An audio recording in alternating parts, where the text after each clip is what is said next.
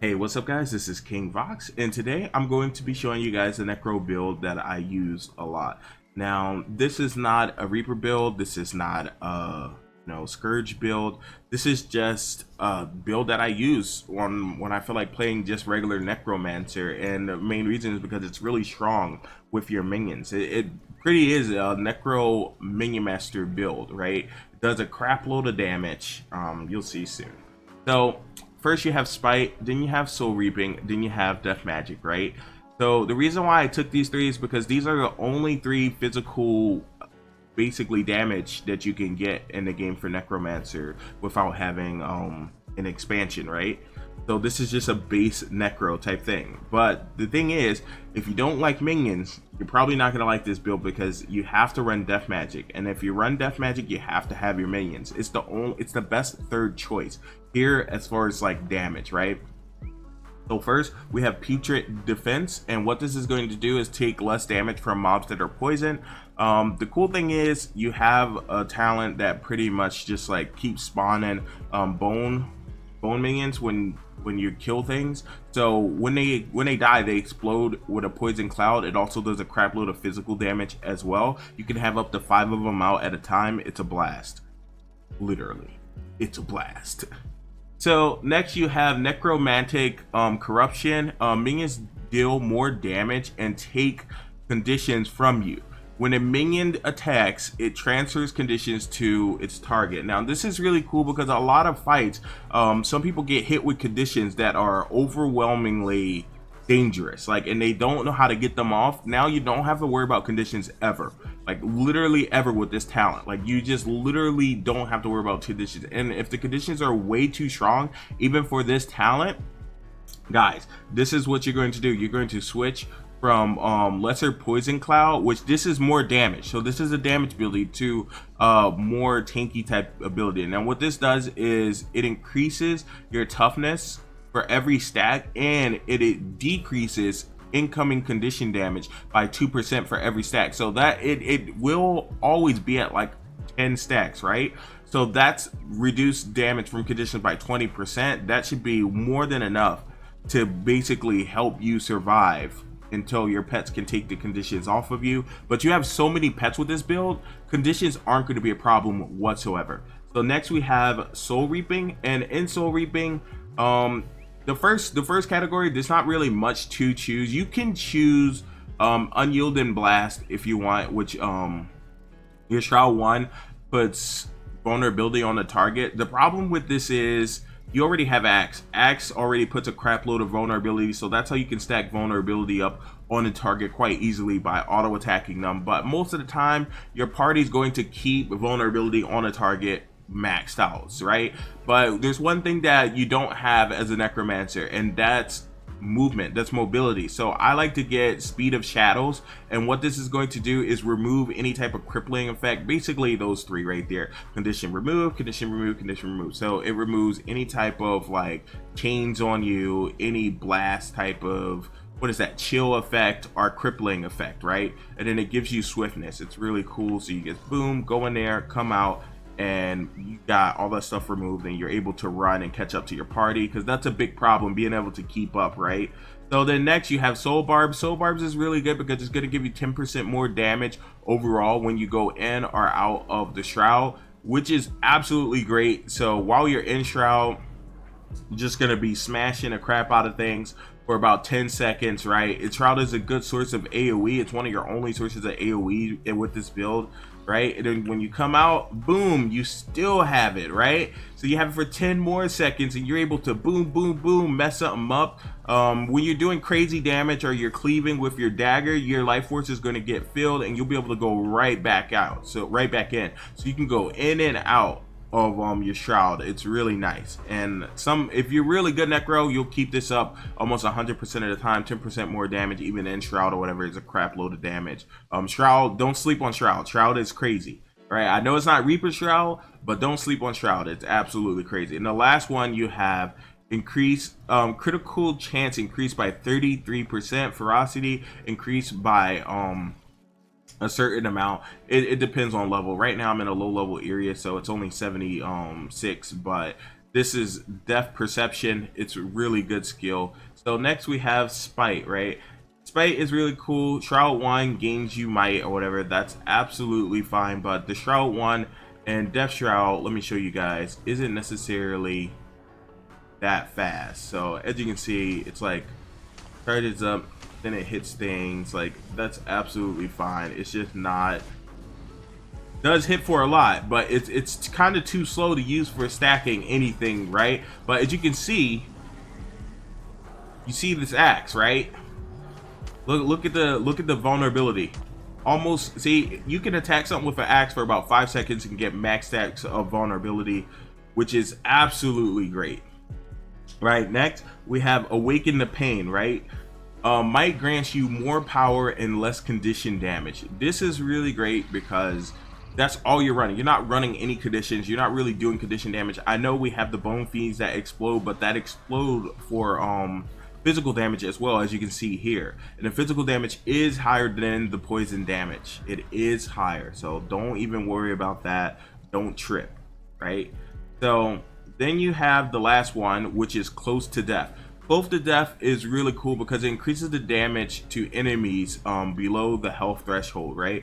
So once they hit 50%, you're going to be doing 20% more damage. It's just absolutely crazy. Plus Soulburb, you can be doing like 30% more damage with both of these talents, right? Then you have the Might. This is a weird one. I know you guys are gonna be like, well, we don't have anything to really stack Might. Don't worry, guys. Listen, gain Might when you strike a foe below the health threshold. So once a mob hits 50%, it's on like Diddy Kong. You're gonna have max might that you're giving yourself, which is absolutely great. Every time you strike a mob or whatever that is below 50%, you're going to be gaining that might. So you can stack your own might, but before 50%, you're not going to really have a lot of might whatsoever.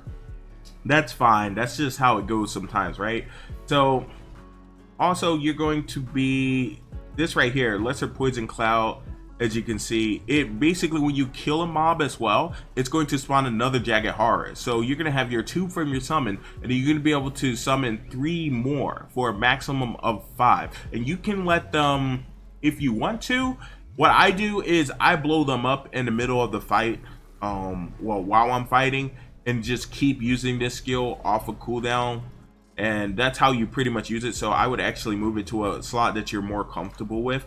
I'm gonna go inside of a Fractals right now and show you guys the build. So while we're headed to the Fractals, I actually want to take a second and show you guys the gear. So we're gonna be running full Berserkers with Scholar runes.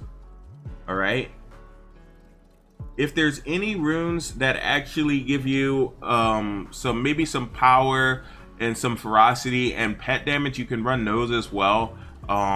If I can think of any other runes besides Scholar runes, because I know Scholar runes are quite expensive, but they're kind of neat. You know, they're just best in slot runes right now. I'm running a dagger, a Warhorn. You don't have to run Warhorn at all, but like I said, we don't have a lot of mobility, so that's the only reason I'm running Warhorn. It's not really like super good, but it's not bad either. I like Focus better than it, but they nerf Focus through the ground, so that is what it is. I'm using the axe in the other hand, and this axe is just for range damage. I pretty much use the dagger because the dagger can hit 3 targets at a time, so it has cleave, and then I switch to the axe for single target. And then I have the Focus here. The Focus is a bit weird now. It used to do a crap load of damage, but they switch this skill. So this skill now basically does Life Siphon. It basically heals you for a crap load, right? Which is really good. So that means you're gonna have a heal in this section for Life Force, right? You're gonna have your Focus, Soul Grasp, and then you're going to have your number 2 for Dagger, which heals a crap load as well. So this is just really cool. And if a mob is bleeding, damage is increased by 20%. Which is absolutely crazy. And if it's bleeding, it increases the healing effect by 20%. Now this is really good. In a raid, people are always going to be bleeding. I don't know if people will let you in a raid with a base class, to be honest. Like, people are so elitist nowadays. Okay, so the fractal that we're going to choose, let's see if I can do a tier 3. So I'm just going to, there's no groups for tier 3. Is there a group for 2? Come on, give me any type of group, really. I just need to get into a group. Okay, so we're just gonna jump into one of these. There's a Necro already in there, so we're gonna jump in this one.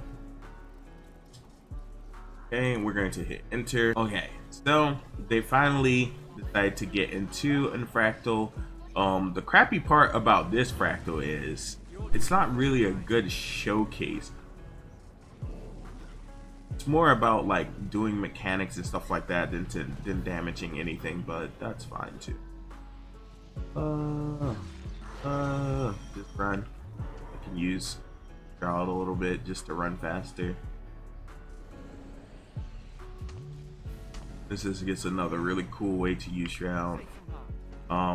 If you wanted to keep the swiftness up, you would enter Shroud and then leave it right away. That way it will be off a cooldown to just spark it again, you know?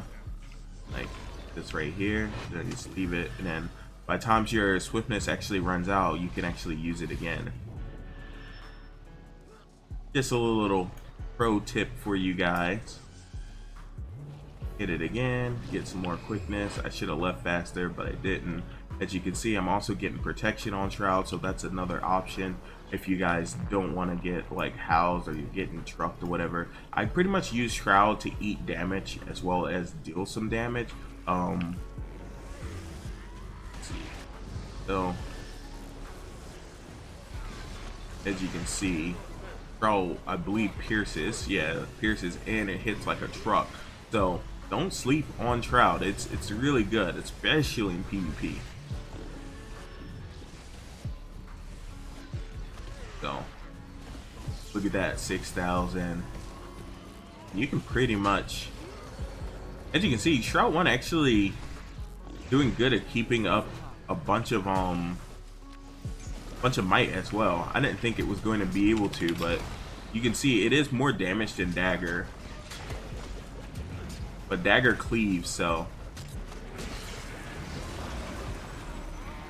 Alright, I want to grab one of these stones and back up a little bit. So this is actually one of the fastest fractals or whatever. This is actually pretty cool. Oh snaps, oh snaps, oh snaps. So you grab that, throw it at that.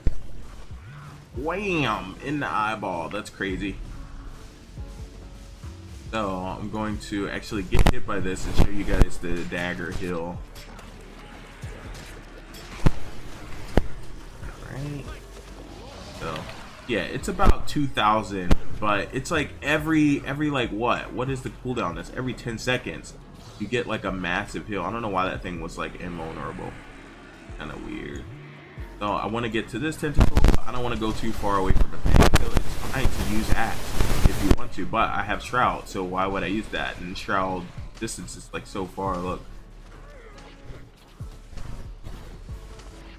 Boom. So nice. This up. Gotta get it. And get trained down.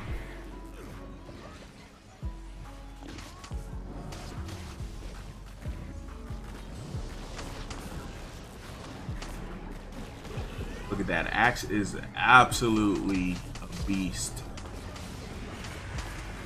Oh, I'm getting hit.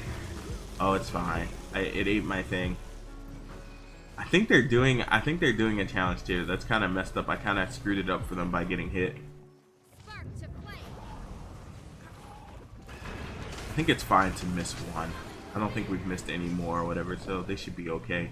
Kind of hard to make a video and like do the mechanics just perfectly. I don't know who. I'm just gonna pick up and run around. Obviously. Hey, the minions attack that thing. I'll make them attack something else by having something charge it. So as you can see, they're beating it up right now. Someone else helped too, whatever, but they do a crap load of damage. Oh, made it just in time.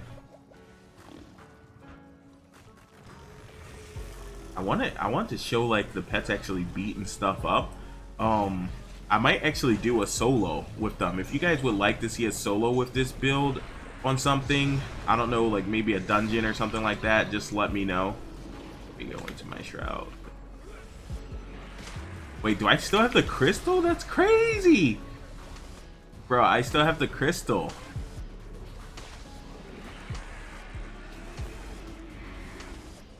Alright, we got that one now.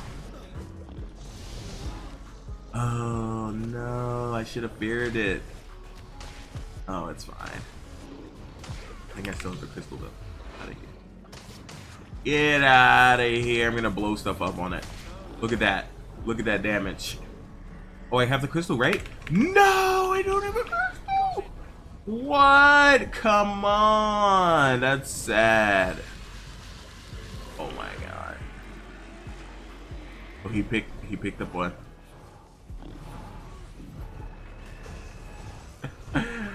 Oh my god, we have all these crystals over here. This is actually pretty fun.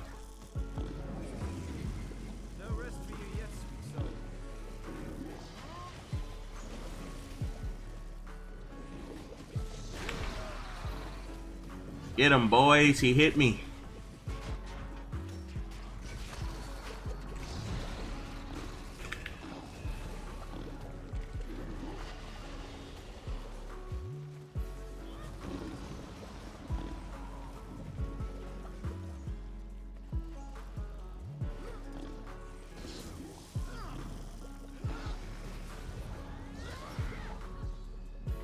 Easy. This boss was actually easy.